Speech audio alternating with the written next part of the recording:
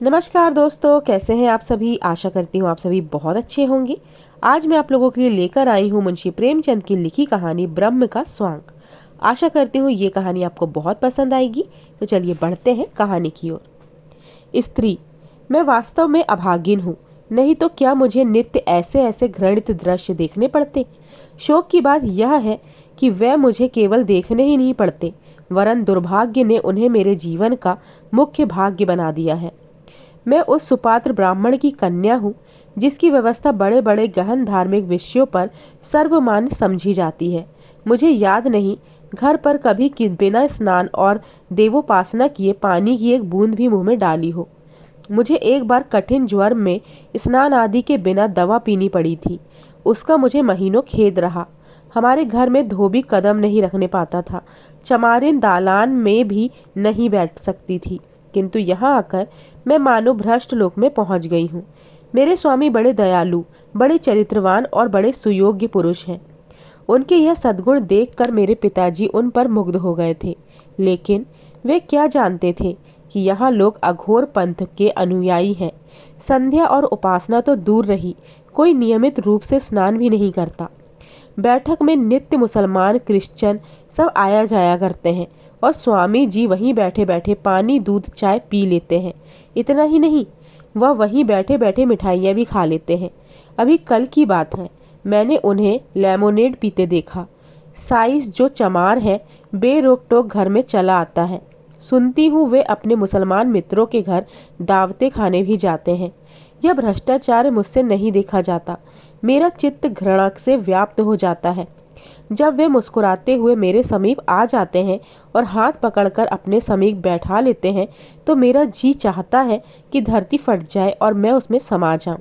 हाँ हिंदू जाति, तूने हम स्त्रियों को पुरुषों की दासी बनना ही क्या हमारे जीवन का परम कर्तव्य बना दिया। हमारे विचारों का, हमारे सिद्धांतों का, यहाँ तक कि हमारे धर्म का भी कुछ मूल्य नहीं रहा। अब मुझे धैर्य नहीं। मैं आज इस अवस्था का अंत कर देना चाहती हूँ। मैं इस असुरिक भ्रष्ट जाल से निकल जाऊंगी। मैंने अपने पिता की शरण में जाने का निश्चय कर लिया है। आज यहाँ सह भोजन हो रहा है। मेरे पति उसमें सम्मिलित ही नहीं, वरन उसके मुख्य प्रेषकों में से हैं। इन्हीं के उद्योग तथा प्रेरणा में यह विध्यमीय अत्याचार हो रहा है। समस्त जातियों के लोग एक साथ बैठकर भोजन कर रहे हैं। सुनती हूँ मुसलमान भी एक पंक्ति में बैठे हुए हैं। आकाश क्यों नहीं गिर पड़ता? क्या भगवान धर्म की रक्षा करने के लिए अवतार न लेंगे? ब्राह्मण जाति अपने निजी बंदियों को सिवाय अन्य ब्राह्मणों का भी पकाया भोजन नहीं करते हैं। वही महान जाति इस अघोर गति को पहुंच गई कि कायस्थों बनियों मुसलमानों के साथ बैठकर खाने में लेश मात्र भी संकोच नहीं करती, बल्कि इस जातीय गौरव जातीय एकता का हेतु समझती है। पुरुष, वह कौन शुभ घड़ी होगी कि इस देश की स्त्रियों में ज्ञान का उदय होगा और वह राष्ट्रीय संगठन में पुरुषों की सहायता करेंगी। हम कब तक ब्राह्मणों के गोरख धंधे में फंसे रहेंगे? हमारे विवाह प्रदेश कब तक जानेंगे कि स्त्री और पुरुषों के विचारों की अनुकूलता और समानता गोत्र और वर्ण से कहीं अधिक महत्व रखती है? यदि ऐसा ज्ञात होता तो मैं वृंदा का पति ना होता और न वृंदा मेरी पत्नी। हम दोनों के विचारों में जमीन और आसमान का अंतर है। यद्यपि वह प्रत्यक्ष नहीं कहती, किंतु मुझे विश्वास है कि वह मेरे विचारों को घृणा की दृष्टि से देखती है। मुझे ऐसा ज्ञात होता है कि वह मुझे स्पर्श भी नहीं करना चाहती। यह उसका दोष नहीं, यह हमारे माता पिता का दोष है, जिन्होंने हम दोनों पर ऐसा घोर अत्याचार किया। कल वृंदा खुल पड़ी। मेरे कई मित्रों ने सहभोज का प्रस्ताव भेजा था। मैंने उनका हर समर्थन किया। कई दिन के बाद विवाद के पश्चात अंत को कल कुछ गिने गिनाए सज्जनों ने सहभोज का सामान कर ही डाला। मेरे अतिरिक्त केवल 4 और सज्जन ब्राह्मण थे, शेष अन्य जातियों के लोग थे। यह उदारता वृंदा के लिए असह्य हो गई। जब मैं भोजन करके लौटा तो वह ऐसी विकल थी मानो उसके मर्म स्थल पर आघात हुआ हो। मेरी और विषादपूर्ण नेत्रों से देखकर बोली, अब तो स्वर्ग का द्वार अवश्य खुल गया होगा। यह कठोर शब्द मेरे हृदय पर तीर के समान लगे। ऐंठ कर बोला, स्वर्ग और नरक की चिंता में वे रहते हैं जो अपाहिज हैं, कर्तव्यहीन हैं, निर्जीव हैं। हमारा स्वर्ग और नरक सब इसी पृथ्वी का है।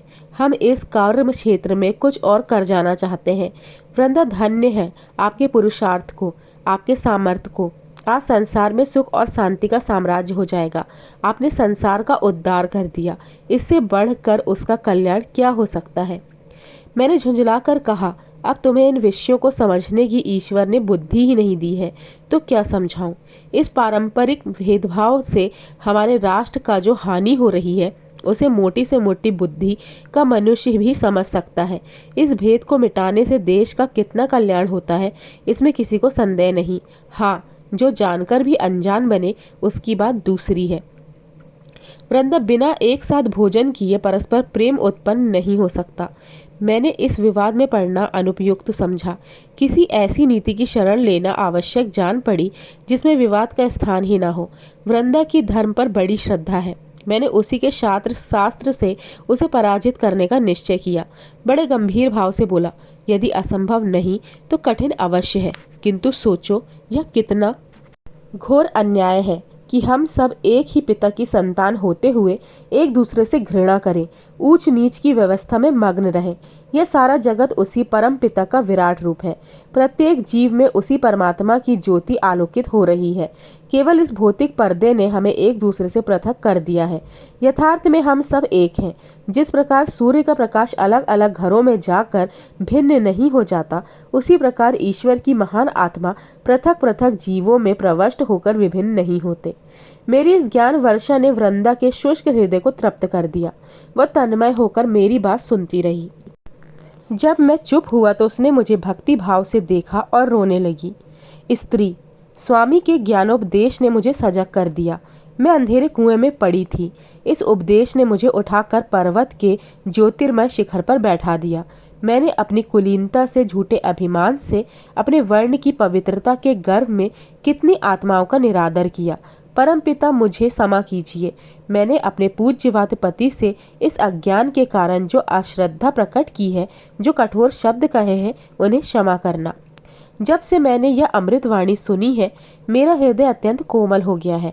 नाना प्रकार की सदकल्पनाएं चित्त में उठी रहती हैं। कल धोबिन कपड़े लेकर आई थी। उसके सर में बड़ा दर्द था।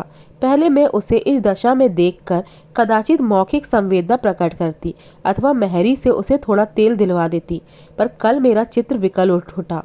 उसे प्रतीत हुआ मानो यह मेरी बहन है। मैंने उसे अपने पास बैठा लिया और घंटे भर तक उसके सर में तेल मलती रही। उस समय मुझे जो स्वर्गीय आनंद हो रहा था वह अकथनीय था। मेरा अंतकरण किसी प्रबल शक्ति के वशीभूत होकर उसकी ओर खींचा चला जाता है। मेरी ननद ने आकर मेरे इस व्यवहार पर कुछ नाक भों चढ़ाई, पर मैंने लेश मात्र भी परवाह ना की। आज प्रातःकाल कड़ाके की सर्दी थी। हाथ पांव गले जाते थे। मेहरी काम करने आई तो खड़ी कांप रही थी। मैं लिहाफ ओढ़े अंगीठी के सामने बैठी हुई थी। तिस पर भी मुंह बाहर निकालना ना बनता था। मेहरी की सूरत देखकर मुझे अत्यंत दुख हुआ। मुझे अपनी स्वार्थ वृत्ति पर लज्जा आई। इसके और मेरे बीच में क्या भेद है? इसकी आत्मा में उसी प्रकार की ज्योति है। वह अन्याय क्यों? इसलिए कि माया ने हम में भेद कर दिया है? मुझे कुछ और सोचने का साहस नहीं हुआ। मैं उठी, अपनी ऊनी चादर लाकर मेहरी को ओढ़ा दी और उसे हाथ पकड़कर अंगीठी के पास बैठा लिया। इसके उपरांत मैंने अपना लिहाफ रख दिया और उसके साथ बैठकर बर्तन धोने लगी। वह सरल हृदय मुझे वहां से बार बार हटाना चाहती थी।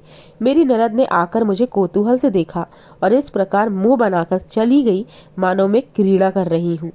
सारे घर में हलचल मच गई और जरा सी बात पर हमारी आंखों पर कितने मोटे चश्मे पड़े हुए हैं। हम परमात्मा का कितना अपमान कर रहे हैं। पुरुष, कदाचित मध्य पथ पर रहना नारी शक्ति हो सकती है। वह केवल सीमाओं पर ही नहीं रह सकती। वृंदा कहाँ तो अपनी कुलीनता और अपनी कुल मर्यादा पर जान देती थी, कहाँ अब साम्य और सहृदयता की मूर्ति बनी हुई है। मेरे उस सामान्य उपदेश का यह चमत्कार है। अब मैं भी अपनी प्रेरक शक्तियों पर गर्व कर सकता हूँ।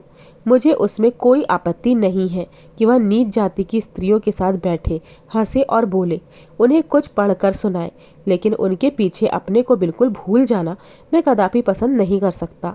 3 दिन हुए। मेरे पास एक चमार अपने जमींदार पर नालिश करने आया था। निसंदेह जमींदारों ने उसके साथ ज्यादती की थी, लेकिन वकीलों का काम मुफ्त में मुकदमे दायर करना नहीं है। फिर एक चमार के पीछे एक बड़े जमींदार से बैर क्यों लूं? ऐसे तो वकालत का हो चुका कल्याण। उसके रोने की भनक वृंदा के कान में भी पड़ गई।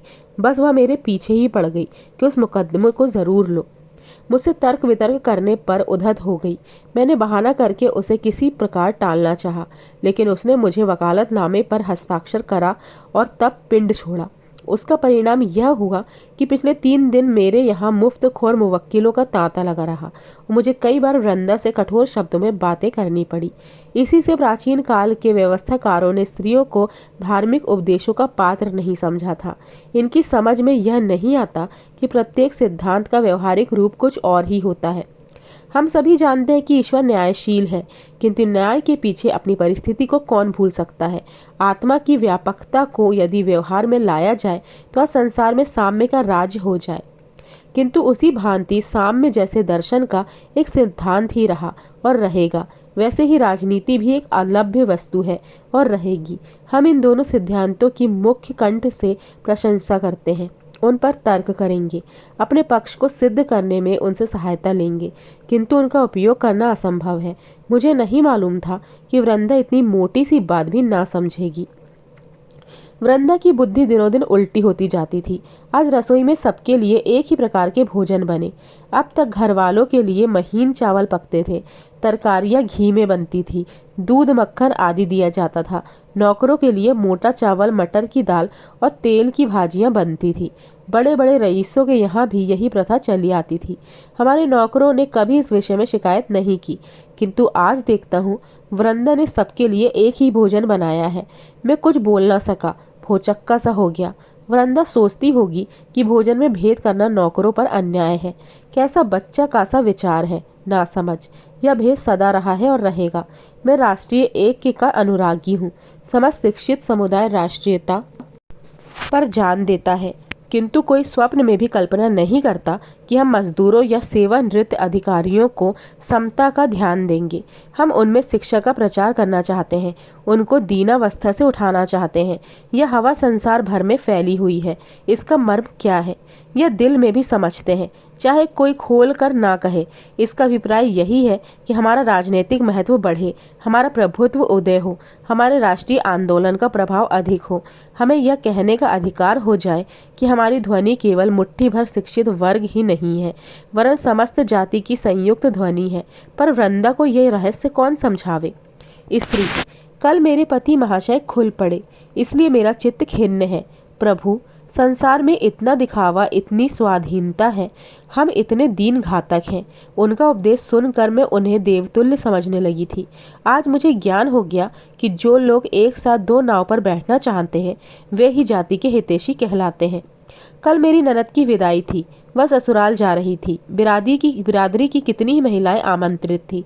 मैं उत्तम उत्तम वस्त्राभूषण पहने कालीनों पर बैठी हुई थी। मैं उनका स्वागत कर रही थी। निदान मुझे द्वार के निकट कई स्त्रियां भूमि पर बैठी हुई दिखाई दी, जहां इन महिलाओं की जूतियां और स्लीपरें रखी हुई थी। वे बेचारी भी विदाई देखने आई थी। मुझे उनका वहां बैठना अनुचित जान पड़ा। मैंने उन्हें भी लाकर कालीन पर बैठा दिया। इस पर महिलाओं में मटकियां होने लगी और थोड़ी देर में वे किसी न किसी बहाने से एक एक करके चली गई। मेरे पति महाशय से किसी ने यह समाचार कह दिया। वे बाहर से क्रोध से भरे हुए आए और आंखें लाल करके बोले, यह तुम्हें क्या सूझी है? क्या हमारे मुंह में कालिक लगवाना चाहती हो? तुम्हें ईश्वर ने इतनी भी बुद्धि नहीं दी कि किसके साथ बैठना चाहिए। भले घर की महिलाओं के साथ नीच स्त्रियों को बैठा दिया है। वे अपने मन में क्या कहती होंगी? तुमने मुझे मुंह दिखाने लायक नहीं छोड़ा। छी छी। मैंने सरल भाव से कहा, इससे महिलाओं का क्या अपमान होगा? आत्मा तो सबकी एक ही है। आभूषणों से आत्मा तो ऊंची नहीं हो जाती ना। पति महाशय ने होठ चबाकर कहा, तुम चुप रहो, बेसुरा राग अलाप रही हो, बस वही मुर्गी की एक टांग। आत्मा एक है, परमात्मा एक है। ना कुछ जानो ना कुछ बूझो, सारे शहर में नक्कू बना दिया है। उस पर और बोलने को मरती हो। उन महिलाओं की आत्मा को कितना दुख हुआ, कुछ इस पर भी ध्यान दिया? मैं विस्मित होकर उनका मुंह ताकने लगी। आज प्रातःकाल उठी तो मैंने एक विचित्र दृश्य देखा। रात को मेहमानों की जूठी पत्तल, सकोरे, दोने आदि बाहर मैदान में फेंक दिए गए थे। 50 मनुष्य उन पत्तलों पर गिरे हुए उन्हें चाट रहे थे। हाँ, मनुष्य थे, वही मनुष्य जो परमात्मा के निस्वरूप है। कितने ही कुत्ते भी उन पत्तलों पर झपट पड़े थे, पर मैं कंगले कुत्तों को मार मार कर भगा देते थे। उनकी दशा कुत्तों से भी गई बीती थी। यह कौतुक देखकर मुझे रोमांच होने लगा। मेरी आंखों से अश्रुधारा बहने लगी। हे भगवान, ये भी हमारे भाई बहन हैं, हमारी आत्माएं हैं। उनकी ऐसी सोचनीय दीन दशा क्यों है? मैंने तक्षण महरी को भेजकर उन मनुष्यों को बुलाया और जितनी पूरी मिठाइयाँ मेहमानों के लिए रखी हुई थी सब पत्तलों में रखकर उन्हें दे दी। महरी थरथर काँप रही थी। सरकार सुनेंगे तो मेरे सिर का एक बाल भी ना छोड़ेंगे, लेकिन मैंने उसे ढांढस दिया। तब उसकी जान में जान आई। अभी ये बेचारे कंगले मिठाइयाँ खा ही रहे थे कि पति महाशय मुंह लाल किए हुए आए और अत्यंत कठोर स्वर में बोले, तुमने भंग तो नहीं पी रखी? जब देखो एक न एक उपद्रव खड़ा कर देती हो। मेरी तो समझ में नहीं आता तुम्हें क्या हो गया है। ये मिठाइयाँ डोमनों के लिए नहीं बनी थी। इनमें घी, शक्कर, मैदा लगा था, जो आजकल मोतियों के मेल बिक रहे हैं। हलवाइयों को दूध के धोए रुपए मजदूरी के दिए गए थे। तुमने उठाकर सब डोमनों को खिला दिया। अब मेहमानों को क्या खिलाया जाएगा? तुमने मेरी इज्जत बिगाड़ने का प्रण कर लिया है क्या? मैंने गंभीर भाव से कहा। आप व्यर्थ इतने क्रुद्ध होते हैं। आपकी जितनी मिठाइयाँ खिला दी हैं वह मैं मंगवा दूंगी। मुझसे यह नहीं देखा जाता कि कोई आदमी तो मिठाइयाँ खाए और कोई पत्तले चाटे। डोमन भी इंसान ही होते हैं। स्वामी ने बात काटकर कहा, रहने भी दो, मरी तुम्हारी आत्मा। बस तुम्हारी ही रक्षा से आत्मा की रक्षा होगी। यदि ईश्वर की इच्छा होती कि प्राणी मात्र को समान सुख प्राप्त हो तो सबको एक दशा में रखने से किसने रोका था? वह ऊंच नीच का भेद होने ही क्यों देता? जब उसकी आज्ञा के बिना एक पत्ता भी नहीं हिल सकता तो इतनी महान सामाजिक व्यवस्था उसकी आज्ञा के बिना क्यों कर भंग हो सकती है? जब वह स्वयं सर्वव्यापी है तो वह अपने ही को ऐसे ऐसे अजीब अजीब स्त्रियों में क्यों रखता? जब तुम इन प्रश्नों का उत्तर नहीं दे सकती तो उचित है कि संसार की वर्तमान रीतियों के अनुसार चलो। इन बेसिर पैर की बातों से हंसी और निंदा के सिवाय और कुछ लाभ नहीं होगा। मेरे चित्त की क्या दशा हुई वर्णन नहीं कर सकती। मैं अवाक रह गई। हाँ स्वार्थ, हाँ मायांधकार, हम ब्रह्म का भी स्वांग बनाते हैं। उसी क्षण से प्रति श्रद्धा और प्रति भक्ति का भाव मेरे हृदय से लुप्त हो गया। यह घर मुझे अब कारागार लगता है, किंतु मैं निराश नहीं हूँ। मुझे विश्वास है कि जल्दी या देर से ही ब्रह्म ज्योति यहाँ अवश्य चमकेगी और वह इस अंधकार को नष्ट कर देगी।